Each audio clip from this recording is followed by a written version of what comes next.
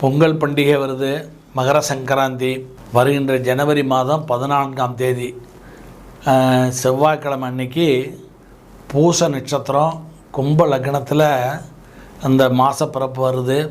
செவ்வாய்க்கிழமை அன்னைக்கு அதுவும் நம்ம அன்றைக்கி எல்லோரும் பொங்கப்பானை எப்போ வைக்கணும் அப்படின்னு எல்லோரும் கேட்பா. அன்றைக்கி காத்தால 8 to 9 சுக்கரஹோரையில் பொங்கல் பானை வைக்கணும். பொதுவாகவே ஒவ்வொரு வருஷமுமே இந்த பொங்கல் அன்றைக்கி புது பானையில் பொங்கல் வைக்கிறது ரொம்ப விசேஷம். பசுஞ்சாண மேடை அமைச்சு அதில் பசுஞ்சாணத்தால் 2 பிள்ளையார் வைக்கணும். 2 பிள்ளையாரை பிடிச்சி வச்சு அதுக்கு சிகப்பு புஷ்பம், பூசணி புஷ்பம், அந்த மாதிரி புஷ்பங்களை போட்டு சிகப்பு மலர்களால் தொடுத்து அந்த பிள்ளையாருக்கு குங்குமம் சந்தனம் பொட்டு வச்சு சிகப்பு பூசணிக்காய், காய்கறிகள், பழங்கள்லாம் வச்சு பூஜை பண்ணி அந்த சூரியனை வழிபட்டு சூரிய கோலம் போட்டு சூரியனை வழிபட்டு அந்த 8 to 9 பொங்கல் பானை வச்சா இந்த வருஷம் சுக்கரஹோரையில் வச்சா அவள் சுபிட்சமாக இருப்பாள்.